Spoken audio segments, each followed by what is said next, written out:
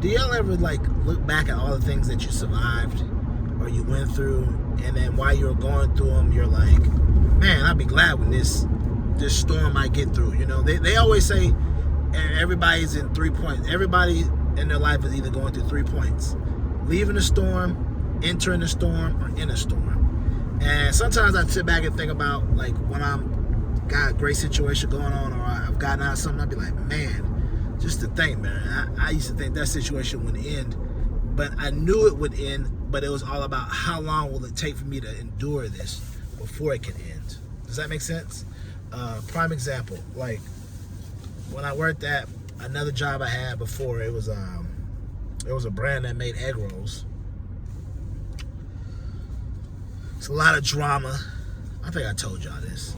My boss, Supervisor Sydney, she was real, like, tell me one thing, then doing this, and then I was putting in orders to, I forgot the program was called, Direct, or IME, I can't remember what it's called, but it's whatever program that you use for CPG to put orders in so that it will connect with your system. I can't remember what it was called, but I remember how to use it. So my mind went blank. Like if I wouldn't talk to you right now, I would definitely know what the system was called. But it's a system. It's an EDL, a LTL, EDI. I think it's EDI. So I learned EDI, and it's like a system a lot of people use. Come to find out, and I know how to use it to put orders in, take orders, do whatever. I was putting in Walmart orders, Publix orders, everything, right?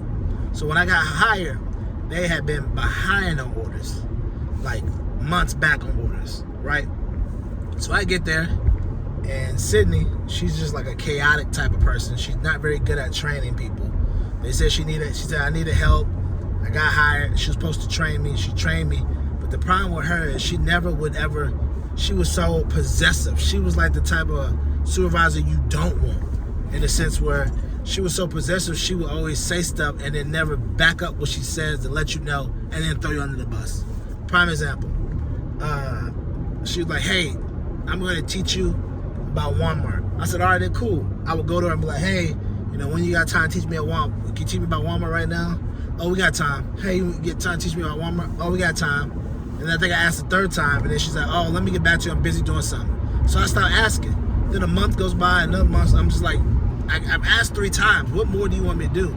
I get in my 30-day review or 60-day or whatever kind of review. They bring it up, and they're like, well, you know, you were supposed to ask about Walmart. I said, I did. I asked you. No, even though you asked me, you're supposed to stay on me. I'm supposed to stay on you? You know you're not supposed to be doing it no more, and I have to stay on you about doing it? That's the epitome of someone being like, hey, man, I hired you. Now I need to stay on you to come to work. It would be stupid stuff like that. She would do stuff like that, and then I would just be sitting there like, bro, she's acting weird, bro. She's trying to keep her job and not admit to what she's doing or whatever. And then she would be in there with Gary, punk ass Gary, and then she would try to throw me under the bus, and then Gary was like, oh, she's being nice, they should let you go. I was like, man, I was looking at him like, who are you? I really had to be like, who are you, man? I mean, it wasn't a comment at the time, but I like, who are you, man? This isn't true. You know, I was keeping calm because the moment my wife had just went on maternity leave, you know what I'm saying? I was working, and I was like, all right, cool. I had just been laid off a couple months before. Job market was going crazy. I had another job before. Right before I was about to start, they took the job back. So it was just a lot of stuff going on that I was like, bro, I was there at the job doing my job, but I was like, bro, I really want to quit this and leave. So every day I would be there, I would still be looking for another job, because it was like, I got there and then they got on that BS. And I was like, bro, you ain't really training or teaching me anything. But the whole time I was going through that, to say what my point was, I just kept wondering, how long am I going to be in this store? How long am I going to be in this store? And then she would send me crazy emails at 2 in the morning about what I didn't do, about an order messed up, about how I had to put the order. I had to put the order in 3 different places. I had to submit it, add it right in the system, submit it to cold storage, then put it on 2 different sheets, not 1, 2 different sheets. So I was doing that and Walmart, right? And a whole bunch of other orders. So she'd get mad at me that one sheet had the order right, the other sheet didn't. And she would get mad at me about little stuff like that, send me emails at 2 in the morning, all this other crap. And I was like, bro, how long do I keep doing this? And then final straw came at the end. She used to do stuff like talk crazy because she was like, well, he's under contract, so we could just let him go anytime we want, and it is what it is. Finally, she said something to me. I was like, you know something? The reason this didn't happen is because you sent it to me late. And that is the reason why. And she called me in the office. You know, we just decided we're just going to, I was like, fine then, man, whatever. And then I left out of that job. The same day I left out of that job, when they told me that it wasn't going to work out no more. And I was like, fine then, because I told them about themselves, which I figured probably was going to happen. I got hired for the agency job. The same day I walking out in the parking lot, agency job called me. Boom. God is good all the time. Trust in God, don't trust in man. So, but with that being said, it just used to piss me off because I was doing two people's jobs. I had Walmart, Publix, and all the orders. And even though we're back behind 6 months, at one point she got mad at me like, when are you going to jump in and start talking to the customers? You told me that I'll let you know when you need to jump in. That's the type of person it is. I can't stand people like that who tell you all these rules and then you're following the rules because you're trying to, because they're so overprotective of what they do. And then finally they just brush up. Well, when are you going to do this? You told me X, Y, Z. When was you? Oh, yeah, you're right. You're right. I did say that. Yeah, you said that because you're controlling. And that's the reason why you're not moving the sales needle like you're supposed to be moving it. Because you don't know how to take your hands off stuff and you treat everything like it's do or die. When it's not do or die. Because if it was really do or die, we wouldn't be behind on orders 6 months. Make it make sense, Sway. So anyways, so after all that happened, man, I getting let go. Time went by, went to the agency job, told y'all about that. That was crazy. And so it was chill. You know, it was crazy. I still chilled when I had to chill. So I talked to some of my old coworkers a couple days ago. I was like, man, you know, how was it? I mean, how everything been? So let me tell you how the cast of characters that I got into. Sydney was always on that BS. You know, it seemed like, I don't like to say this, but I'm going to keep it honest. It seemed like every person that's a supervisor of mine that calls himself a Christian, or they say they love God, or she said we're gonna open up a church, me and my husband. They've not always been good people. They've been messy. They've been shady. They've been whatever. Her, Bookie, same thing. Bookie told me I'm a child of God. Bookie was messy as I could be, angry as I could be, just disgusting. Sitting the same way. So I asked them how it was to be. They were like, so Sydney was one of them. Sydney ran with Gary, old man Gary. He didn't remember anything. He barely did any work. He was like, yo, if they don't come to work on the weekends, we need to fire them. But then we fired so many people that you ain't got nobody to work. Now all of a sudden he's just looking the other way.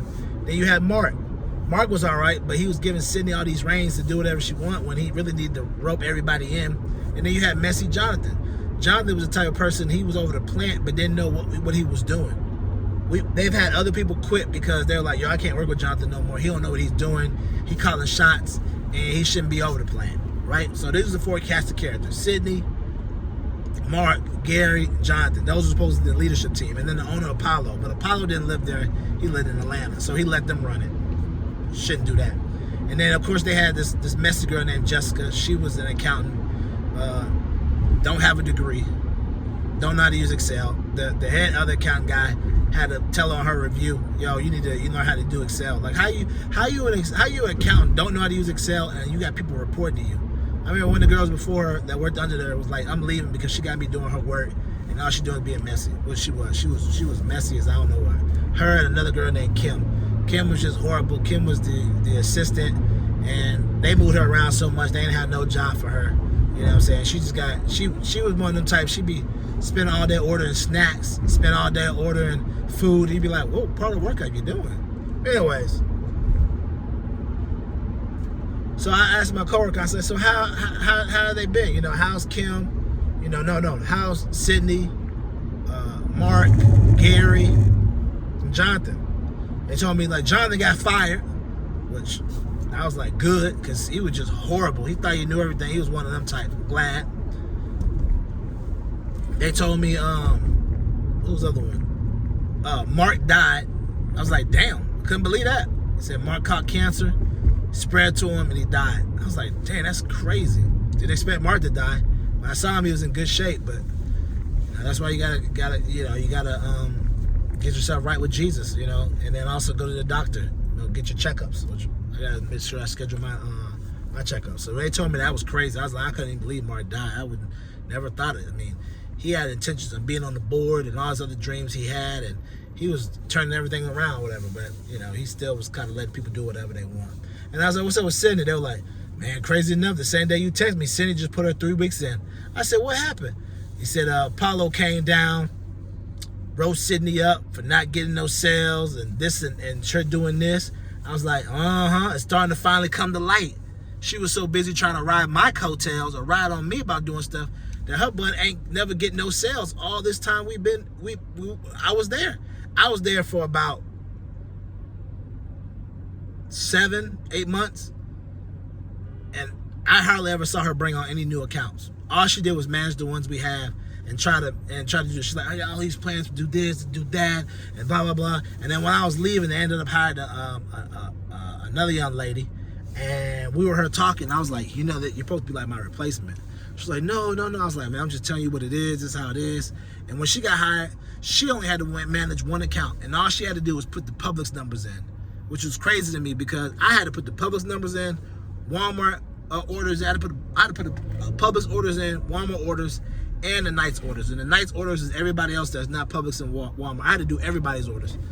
When she got hired, she only had to do Publix, and then another homegirl of mine, she only had to do Walmart, and that's it. So they split them up into them two.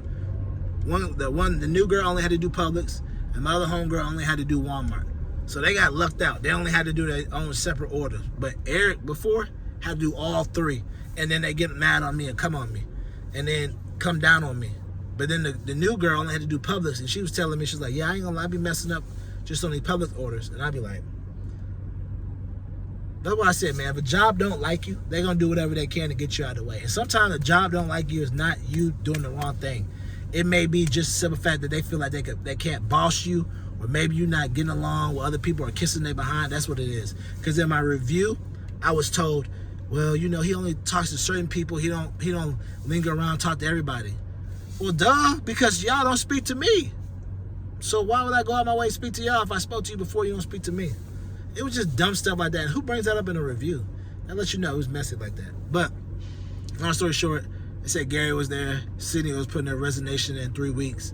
And it was just funny to me because I was like, bruh, she been garbage.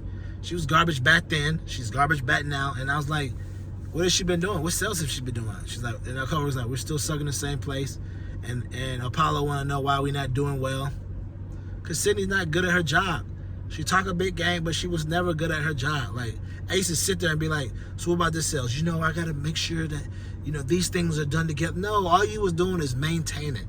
You never really went into no events. You never pushed out any sales. And then I asked about the new girl that was coming in to supposedly take my spot. She said Apollo fired her because he didn't like her social media. And it's just crazy to me how all this stuff happened after I left. And it just goes to show you. That even though I endured that storm, there was better things on the outside of me after that storm. And it's been after the agency job, it was crazy, but it was way better than that egg roll job. It was way better than that egg roll job at Vans. I'll just say the name. It was way better than the egg roll job at Vans Kitchen. It was way better because those 4 characters made the job worse. Apollo, super cool, Christian. And I used to tell my coworkers all the time, the only time that God is in the building, besides us believing in God, is when Apollo comes in. When Apollo leaves, then the devil's in the building with those other 4. With Sydney, Mark, Gary, and Jessica and how they roll, the devil and Jonathan, the devil's always roaming between them 5. They were always being messy with each other. Then all of a sudden, when Apollo come in the building, we're all kumbaya, I love God, God is me, and whatever. Any other day, ain't nobody thinking none of that. Any other day, ain't nobody being friendly at all. Being messy and doing all kind of other stuff. So it used to just trip me out because we were a faith-based business. The only time you realized we were faith-based was when Apollo got there.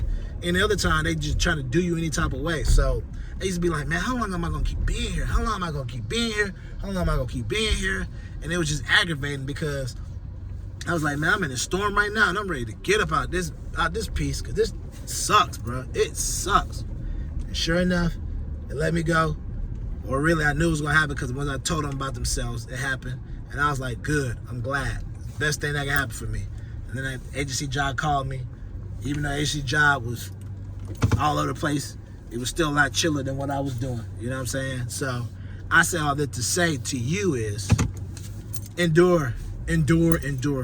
And just remember, it's going to get better. The storm is going to end. Things will be better for you. Good things will happen for you.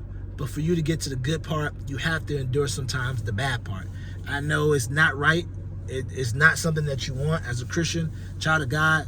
We shouldn't have to endure. But sometimes the enduring is God setting up the good things for you that you don't see behind the scenes. You know, kind of like when David was working up to be king. You know, kind of like in Gary could see when he was going through all those trials and tribulations, selling, and he felt like he died 1,000 deaths every day. But it was preparing him to be the pastor of a church. You know, you working at that job you don't like could be preparing you for the experience that you need to have the job you do want. So just make sure that the things that you're enduring right now that you don't like is setting you up for the things that you do want. So just always remember that. Always keep that in your mind. And always just know that God got you. And as long as you walk on faith and keep him first, everything will work out. And just know, the storm will end. Keep living your life. Because if you don't, your life is not going to live you.